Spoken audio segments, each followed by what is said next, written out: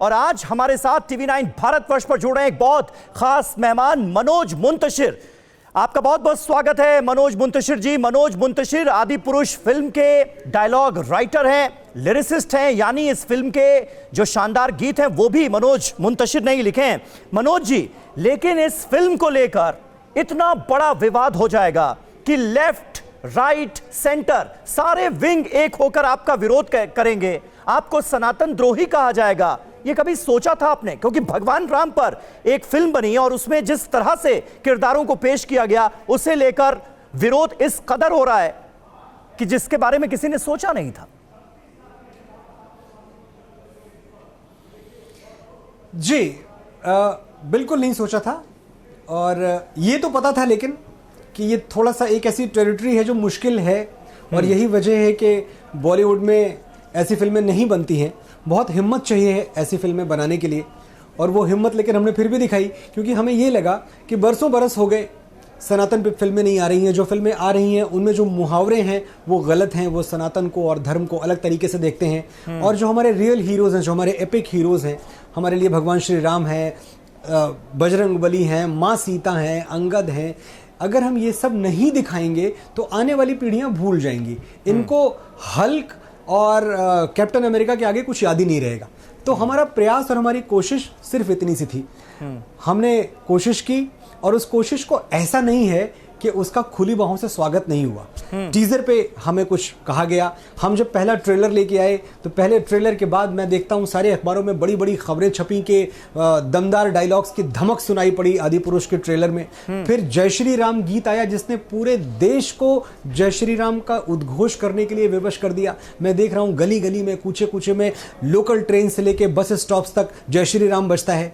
तो ये सब भी हुआ। फिर राम सिया राम आया। राम सिया राम आने के बाद मैं देखता हूं मेरा फोन बॉक्स भर गया मैसेजेस से, जहां लोग रो रो के मुझे फोन कर रहे थे कि ये तो गीत हम सुनते हैं तो हम सिर्फ रोते हैं, हम इतना भाव विह्वल हो जाते हैं भगवान श्री राम की और मां सीता के संबंध को लेके। तो ये सब भी हुआ है। लेकिन हाँ, ये सच है कि जब कहीं कोई आवाज ऐसी उठती है जिसमें अप्रसन्नता होती है, जिसमें किसी तरह की शिकायत होती है, तो वो आवाज ज्यादा सुनाई पड़ती है। लेकिन ये अप्रसन्नता तक ही सीमित नहीं है मनोज भाई। बात हो रही है इस फिल्म को कई राज्यों में बैन करने की, बात हो रही है करोड़ों हिंदुओं की भावनाओं को आहत करने की। चंद डायलॉग्स जिसका मैं जिक्र करना चाहूंगा, जिसमें एक जगह रावण हनुमान जी से कहता है कि ये लंका क्या तेरी बुआ का बगीचा है। एक जगह हनुमान जी रावण के बेटे इंद्रजीत से कहते हैं कपड़ा तेरे बाप का, तेल तेरे बाप का, जलेगी भी तेरे बाप की। ये जो डायलॉग्स हैं और इस तरह के कुछ डायलॉग्स लोगों को हजम नहीं हो रहे हैं। हनुमान जी जिन्हें भगवान का दर्जा दिया जाता है, जिन्हें पूजा जाता है इस मुल्क में, इस देश में, पूरी दुनिया में, उनके मुंह से ऐसे अल्फाज सुनना लोग हजम नहीं कर पा रहे हैं। लोग कह रहे हैं हमारी भावनाएं आहत करने का काम किया गया है इस फिल्म में, माफी मांगनी होगी। माफी मांगेंगे आप? ये जो पांच डायलॉग्स जिनका जिक्र आपने 3 का किया, मैं 2 उसमें और जोड़ देता हूं, 2 और हैं। ये जो 5 डायलॉग्स हैं, ये 5 डायलॉग्स 4000 डायलॉग्स में से 5 हैं। बिल्कुल। एक फिल्म जब लिखी जाती है तो लगभग 4000 संवाद, इस फिल्म में तकरीबन 4000 संवाद हैं। 3995 संवाद लोगों ने सुने, उनको स्नेह दिया। जब भगवान श्री राम कहते हैं कि धंस जाए ये धरती या चटक जाए आकाश, न्याय के हाथों होकर रहेगा अन्याय का सर्वनाश, तो थिएटर में तालियां बजती हैं। जब भगवान श्री राम कहते हैं कि रावण आ रहा हूं मैं न्याय के 2 पैरों से अन्याय के 10 सर कुचलने, तो थिएटर में तालियां बजती हैं। जब उसी थिएटर में मां जानकी रावण की अशोक वाटिका में रावण से आंखें मिला के बिना डरे हुए निर्भीक होके अपने सतीत्व के बल पे उनसे कहती हैं कि तेरी लंका में इतना सोना नहीं है रावण कि जानकी का प्रेम खरीद सके, तब थिएटर में तालियां बजती हैं। जब भगवान श्री राम अपनी राम की सेना को ललकार रहे हैं और कहते हैं कि आज मेरे लिए मत लड़ना, उस दिन के लिए लड़ना जब इतिहास में तुम्हारा नाम पढ़कर सम्मान से सर झुक जाएंगे, उस दिन के लिए लड़ना जब आज से हजारों वर्षों बाद माएं तुम्हारी कहानियां सुनाकर बेटों को बड़ा करेंगी, उस दिन के लिए लड़ना जब भारतवर्ष की किसी बेटी पर हाथ डालने से पहले दुराचारी तुम्हारा पौरुष याद करके थर्रा उठेगा। ये सब डायलॉग इसी फिल्म के हैं, आदि पुरुष के। ये सब उन्हीं 4000 डायलॉग्स का हिस्सा है। अगर 3995 पे मेरे सुनने वालों ने, मेरे दर्शकों ने, मेरे श्रोताओं ने मुझे आशीर्वाद दिया है, मेरे लिए तालियां बजाई हैं, तो क्या मेरा ये कर्तव्य नहीं है समीर भाई कि जिस 5 पे उनको एतराज है मैं वो 5 बदल दूं? मैं पूरी विनम्रता के साथ, इसीलिए सुबह मैंने ट्वीट किया कि जो आपको नहीं पसंद उस पे सही गलत का कोई टिप्पणी या तर्क हो ही नहीं सकता। मैं तर्क दूं उस पे कि नहीं देखिए मैंने इसलिए लिखा क्योंकि ऐसा था, क्योंकि मैं भगवान बजरंगबली को थोड़ा बाल सुलभ दिखाना चाहता था, क्योंकि मैं आज की भाषा से कनेक्ट करना चाहता था। ये तर्क मुझे किसी को नहीं देने। सच ये है कि ये फिल्म मैंने सनातनियों के लिए, जनता के लिए, भारतीयों के लिए बनाई थी। अगर मेरे भारत में 2 लोग भी ऐसे हैं जिनको इस बात पे आपत्ति है तो मैं उन 2 लोगों का भी सम्मान करता हूं और उनके लिए मैं डायलॉग बदल दूंगा। मनोज भाई, लेकिन लोगों को आपत्ति इस बात को लेकर भी है कि इन 5 डायलॉग्स के लिए भी मनोज मुंतशिर माफी नहीं मांग रहे हैं। वो ये कह रहे हैं कि तर्क चाहूं तो मैं बहुत दे सकता हूं, लेकिन क्योंकि विरोध हो रहा है इसलिए अब इन डायलॉग्स को बदला जाएगा। तो माफी अभी भी नहीं मांग रहे हैं मनोज मुंतशिर। लोग इस बात को लेकर भी अब नाराज हो रहे हैं। माफी, एक्शन क्या होता है? कोई चीज, चलिए मैं माफी मांग लेता हूं और माफी मांग के मैं अपने घर बैठ जाता हूं, बहुत अच्छी चीज है। चलिए सबसे माफी, मेरी मुझसे गलती हो गई, मुझे माफ कर दें, खत्म कहानी। ये बड़ी चीज है। या आगे आके मैं कह रहा हूं कि मैं माफी नहीं मांगूंगा, मैं बदलूंगा, मैं चेंज करूंगा। और जब मैं चेंज करने की बात करता हूं ना समीर भाई, तो ये कोई मामूली बात नहीं है। आप इतने दिनों से सिनेमा से जुड़े हुए हैं, बहुत आप वरिष्ठ पत्रकार हैं। आप मुझे एक एग्जांपल सोच के बताइएगा कि इतने दिनों से इस देश में फिल्में बन रही हैं, क्या कभी ऐसा हुआ है कि जनता की प्रतिक्रिया के बाद कोई फिल्म बदल दी गई? हमने बदली है। इसलिए बदली है क्योंकि मनोज मुंतशिर इस पिक्चर का हिस्सा है, क्योंकि इस पिक्चर में ओम राउत हैं, भूषण कुमार हैं, जो सनातन वैल्यूज में, सनातन सिद्धांतों में विश्वास रखते हैं। क्योंकि हमारे लिए जनता से बढ़ के कुछ नहीं है। तो माफी मांगना जैसा छोटा सा काम ये जरूरी है। क्या मेरे देश के 140 करोड़ लोग इसको अप्रिशिएट नहीं करेंगे कि परिवर्तन किया? मनोज मुंतशिर आगे आया, उसने एक्शन लिया, उसने बदल के दिखाया और रातों रात बदल दिया। मैं ये नहीं कह रहा हूं कि मेरी फिल्म में 1 महीने बाद बदल जाएगा। एक लॉजिस्टिकल नाइटमेयर है समीर भाई, कोई मामूली बात नहीं है। जब मैं पिक्चर के डायलॉग समझने की बात कर रहा हूं, एक पूरी रीमास्टरिंग करनी होगी, प्रोसेसिंग करनी होगी, लैब में भेजना होगा। उसके बाद 10,000 थिएटर्स में हमारी फिल्म रिलीज हुई है। 10,000 थिएटर्स में वो फिल्म हमें दोबारा भी, ये कोई मामूली बात है? लेकिन ये सब हमने अपने ऊपर ले लिया क्योंकि हमारे लोग, जिनसे हम बेइंतहा प्यार करते हैं, जो हमारे अपने हैं, जो हमारे अपने साथी हैं, उनकी नाराजगी हम बर्दाश्त नहीं कर सकते। वो नाराज हैं, हम बदलेंगे। लेकिन सवाल यह भी है मनोज जी कि क्या क्या बदलेंगे? लोग तो कई चीजों पर एतराज करते हुए नजर आ रहे हैं। लोग इस बात पर भी एतराज कर रहे हैं कि रावण का जो लुक दिया गया है, रावण की लंका जिसे काली दिखाया गया है, जो सोने की लंका थी उसे काला दिखाया गया है। रावण के लुक पर एतराज, हनुमान जी के लुक पर एतराज, रावण जिस उड़न खटोले से चलता हुआ नजर आ रहा है, जो चमगादड़ की तरह दिखाया गया है, उसको लेकर एतराज तो बहुत सारी बातों पर लोग जता रहे हैं, विरोध कर रहे हैं और कह रहे हैं कि इस फिल्म को बैन कर देना चाहिए। तो क्या क्या हटाएंगे? देखिए, पहली चीज तो ये है कि ये वाले इलाके पे ज्यादा जो बात है वो फिल्म के जो निर्देशक हैं, ये उनका दृष्टिकोण है, उनसे बात होनी चाहिए, ओम राउत जी से। लेकिन आप मुझसे ये पूछेंगे तो यही तो खास बात है, यही तो खास बात है रामायण की, कि रामायण एक बार नहीं लिखी गई है, रामायण 300 बार लिखी गई। और 300 रामायण अगर आप साथ बैठ के देखेंगे तो आपको लगेगा कि सब रामायण एक दूसरे से अलग है। मूल कथानक एक है। मूल कथानक क्या है कि एक थे राम मर्यादा पुरुषोत्तम, एक था रावण अहंकारी। रावण ने मां सीता का हरण किया, रावण ने धर्म पत्नी का राम की हरण किया, और उसके बाद भगवान श्री राम ने भालुओं और वानरों की सेना लेकर चढ़ाई की लंका पे और रावण को मारा, विभीषण को राजा बनाया और खुद अयोध्या आ गए, वापस राजा बन गए 14 वर्ष का वनवास काट के। इतनी सी कहानी है। इतनी सी कहानी को अगर आप कम रामायण में पढ़ेंगे तो दूसरे तरीके से लिखा गया है, वाल्मीकि में पढ़ेंगे दूसरे तरीके से लिखा गया है, तुलसीदास रामायण में दूसरे तरीके से लिखा गया है। अगर मैं आपको बताऊं कि जो सबसे प्रचलित चीजें हैं, जैसे हम ये कहते हैं कि भाई समुद्र में गिलहरी ने अपने हिस्से की रेत डाल दी। अब समुद्र में गिलहरी ने अपने हिस्से की रेत डाली, ये किसी रामायण में नहीं है, ना ये वाल्मीकि रामायण में है, और मैंने दोनों पढ़ी है, बाकी तो मैं पढ़ नहीं पाया, भाषागत बहुत सारे व्यवधान सामने आते हैं, लेकिन ना ये वाल्मीकि रामायण में है ना ये तुलसी रामायण में है।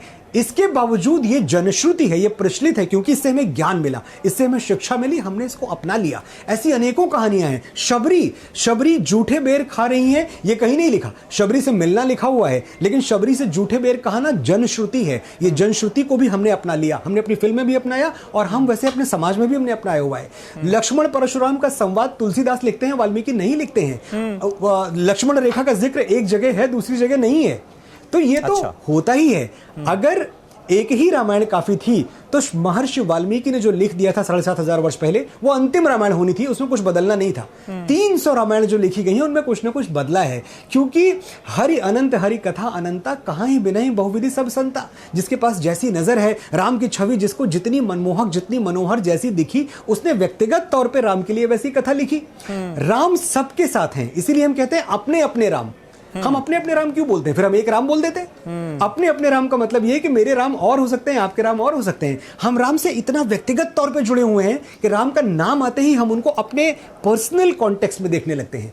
तो अगर ओम राउत ने राम को और राम कथा को अपने पर्सनल कॉन्टेक्स्ट में देखा है, अगर वो इस कहानी को उन बच्चों तक लेके जाना चाहते हैं जो मार्वल पे और डीसी पे पल रहे हैं आज, जिनके लिए सिनेमा का मतलब ही है सुपरमैन, जिनके लिए सिनेमा का मतलब ही है स्पाइडरमैन, जो कैप्टन अमेरिका देख रहे हैं, जो थॉर देख रहे हैं, जो हल्क देख रहे हैं, उन बच्चों को आज हम आदरणीय श्री रामानंद सागर की रामायण नहीं दिखा सकते।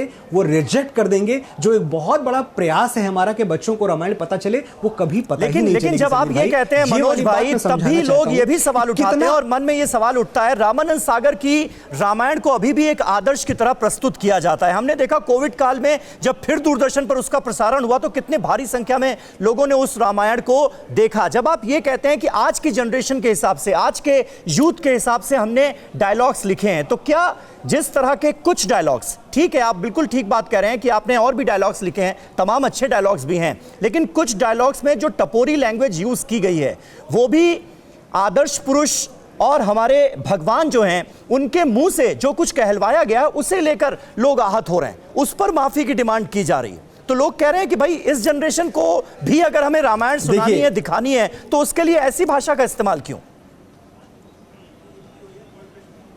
भगवान श्री राम ने ऐसा एक भी संवाद नहीं बोला। जहां सवाल आता है कि कौन कैसा बोलता है, तो ये आप भी जानते हैं कि एक फिल्म में अलग अलग चरित्र होते हैं, अलग अलग पात्र होते हैं, और हर पात्र अपनी पृष्ठभूमि और अपनी ज्योग्राफिकल बैकग्राउंड, अपनी सोशल अपब्रिंगिंग के हिसाब से कुछ ना कुछ बोलता है। और ये जब आपके हाथ में कलम है, तो मेरे लिए तो बड़ा आसान था समीर भाई, कितना आसान था मेरे लिए कि जो मैंने आदरणीय श्री रामानंद सागर की रामायण में देखा है वो तो प्रचलित ही, उस पर तो किसी को कोई आपत्ति नहीं है, मैं वही लिख दूं दूसरी भाषा में घुमा के। मेरे लिए कितना आसान था। लेकिन प्रयास ये था कि क्या 2023 में इतनी सुसंस्कृत भाषा हनुमान जी अगर बोले तो कहीं वो डिस्कनेक्ट तो नहीं हो जाएगा? क्यों ना वो ऐसा करें कि थोड़ी सी मस्ती में बोले, थोड़े से मनमौजीपन में बोले, थोड़े से अल्हड़पन में बोले। और जो चरित्र है हनुमान जी का, आप वो देखें तो वाल्मीकि जी ने जब हनुमान जी के चरित्र को लिखा था तो उन्होंने वानर बताया है उनको। वानर मतलब कि वानर, वन में रहने वाले नर, उनको बंदर नहीं बताया। लेकिन जो बाबा तुलसीदास हजारों वर्षों बाद रामायण लिखते हैं, तो बाबा तुलसीदास हनुमान जी को बंदर बनाते हैं, क्योंकि बंदर बनाते ही वो बच्चों के यूनिवर्स में प्रवेश कर जाते हैं। जो बच्चे हैं वो जुड़ जाते हैं। और ये आपको भी पता है कि सबसे ज्यादा अगर लोकप्रिय कोई पात्र भारतवर्ष के बच्चों में रामायण का है तो वो हनुमान जी का, बजरंगबली का पात्र है। उसके लिए हमें धन्यवाद देना चाहिए बाबा तुलसीदास को कि उन्होंने बच्चों से हनुमान जी को जोड़ दिया। जब मेरे पास और ओम राउत के पास ये फिल्म आई तो हमने भी बजरंगबली को उसी चश्मे से देखा कि ये जब आएंगे तो थोड़ी कॉमिक रिलीफ आएगी, थोड़ा सा ह्यूमर आएगा, थोड़ी सी मौज मस्ती आएगी, इतनी हैवी कहानी में थोड़ा सा फन एलिमेंट आएगा। ठीक है, अगर ये फन एलिमेंट लाने के प्रयास में और बच्चों को जोड़ने के प्रयास में हम थोड़ा दाएं बाएं निकल गए तो बिल्कुल इसीलिए तो बदल रहे हैं। अच्छा, आखिरी सवाल आपसे सियासत से जुड़ा हुआ, क्योंकि अब अलग अलग राज्यों में इसे बैन करने की जो मांग हो रही है वो गंभीर होती हुई नजर आ रही है। छत्तीसगढ़ के मुख्यमंत्री भूपेश बघेल ने कहा है कि हमारे भगवान बजरंगबली को एंग्री बर्ड की तरह से पेश किया गया है और बजरंगबली के मुंह से बजरंग दल वाली भाषा कहलवाई गई है, इसलिए अगर बैन करने की मांग होती है तो हम बैन कर दें। 140 करोड़ का ये देश, 140 करोड़ का ये देश जो मुझे इस वक्त सुन रहा है, वो मुझसे ज्यादा पढ़े लिखे, मुझसे ज्यादा समझदार और मुझसे ज्यादा बुद्धिमान है। आदरणीय श्री भूपेश बघेल जी की इस भाषा में उनको राजनीति की बू आ चुकी होगी। बजरंग बली, बजरंग दल, ये राजनीतिक रोटियां सेकने से ये लोग कभी बाज नहीं आएंगे। और मुझे इस बात की लेकिन फिर भी खुशी है कि ये लोग जो थोड़े दिनों पहले तक राम है ही नहीं, राम का अस्तित्व नहीं है, इसके लिए कोर्ट में याचिका दायर करते थे जिस पार्टी के लोग, जिस पार्टी के लोग पूरी जिंदगी राम को झुठलाते रहे। अभी आपने रामायण का जिक्र किया कि भाई जब लॉकडाउन था तो लॉकडाउन में रामायण दिखाई गई। इस लॉकडाउन में दिखाई गई रामायण का विरोध इन्हीं की पार्टी ने किया कि भाई ये तो प्रोपेगेंडा है, ये तो एजेंडा चलाया जा रहा है। ये लोग जिनको राम नाम से कोई लेना देना नहीं है, ये बजरंग बली की बात कर रहे हैं, ये श्री राम की बात कर रहे हैं। मैं बड़ा खुश हूं, मुझे लगता है ये भी एक तरह की विजय ही है हमारी। नहीं, लेकिन मनोज भाई केंद्रीय मंत्री हैं रेणुका सिंह, उन्होंने भी डिमांड की है कि बैन होनी चाहिए ये फिल्म। करोड़ों हिंदुओं की भावनाओं को आहत किया इस फिल्म ने। मैंने ये स्टेटमेंट सुना नहीं, मैंने सिर्फ भूपेश बघेल जी का ये बिल्कुल ताजा स्टेटमेंट है, केंद्रीय मंत्री हैं, पढ़ नहीं लूंगा, बीजेपी के सांसद हैं और उन्होंने डिमांड की है। मैं इस बारे में टिप्पणी तब तक नहीं करूंगा जब तक मैं इसका पूरा आगे पीछे सब नहीं जान लेता। चलिए ठीक है, बस तो ये आप बता दीजिए कि एक हफ्ते के अंदर अंदर ये जो चेंज की बात आपने की है, डायलॉग्स में बदलाव की बात की है, वो हो जाएगा क्या? पॉसिबल है ये बहुत मुश्किल है लेकिन पॉसिबल है, और एक हफ्ता भी नहीं। मतलब मुझे अभी कहना नहीं चाहिए, मैं अनाउंस नहीं करना चाहता। मैं तो कोशिश ही करूंगा, दिन रात हमने अपने लोगों को काम पे लगा रखा है। कोशिश मेरी रहेगी कि 3 दिन के अंदर ये डायलॉग्स बदल के और थिएटर में रिलीज हो जाएं। चलिए, बहुत बहुत शुक्रिया मनोज मुंतशिर जी हमसे बातचीत करने के लिए।